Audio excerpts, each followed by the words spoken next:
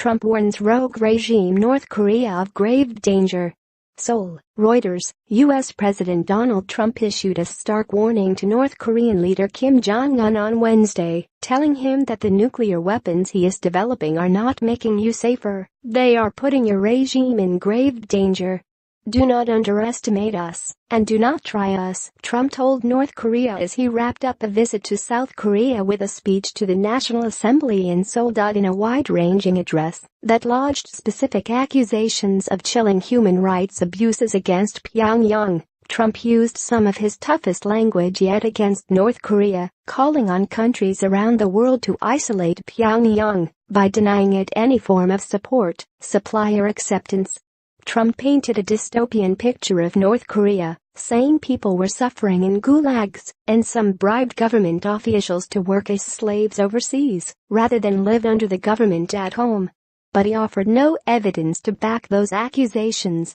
Trump's return to harsh language against North Korea comes a day after he appeared to dial back some of his bellicose rhetoric that had fueled fears across East Asia of the risk of military conflict.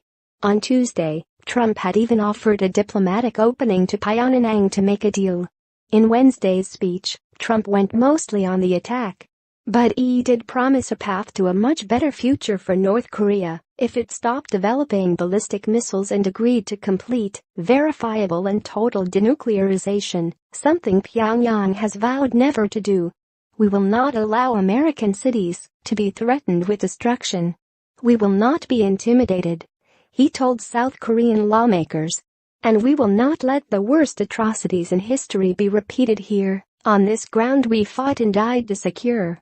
The world cannot tolerate the menace of a rogue regime that threatens it with nuclear devastation," Trump said, speaking as 3 U.S. aircraft carrier groups sailed to the Western Pacific for exercises, and a rare show of U.S. naval force in the region.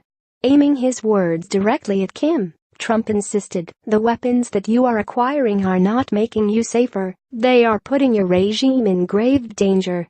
Every step you take down this dark path increases the peril you face." But Trump, whose strategy has stressed sanctions and military pressure instead of diplomacy, did not spell out any new approach to force North Korea to abandon its missile and weapons programs. North Korea has made clear that it has little interest in negotiations, at least until it develops a nuclear-tipped missile capable of hitting the U.S. mainland, something U.S. intelligence officials say it may be just months away from achieving. "North Korea is a country ruled by a cult," Trump said in a speech that was interrupted several times by applause and ended with a standing ovation. He stopped short, however, of repeating the derisive nickname Little Rocket Man that he has applied to the young North Korean leader. Kim, for his part, has called Trump mentally deranged.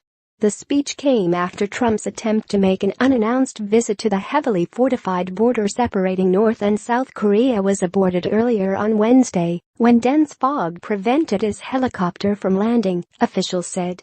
Trump tried to travel to the Demilitarized Zone, DMZ, the doorstep of the North Korean nuclear standoff, on the final day of a 24-hour visit to ally Seoul.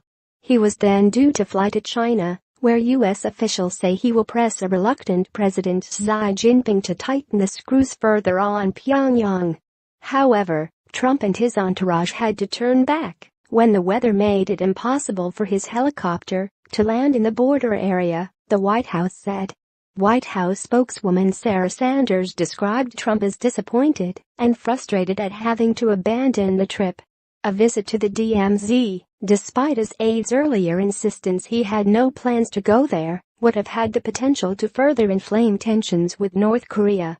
Trump's earlier threats to totally destroy North Korea if it threatened the United States, and the personal insults he exchanged with North Korean leader Kim Jong Un after the North's most recent missile and nuclear tests, had raised fears in the region of military conflict.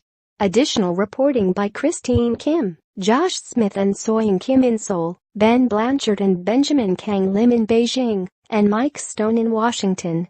Editing by Paul Tate and Michael Perry.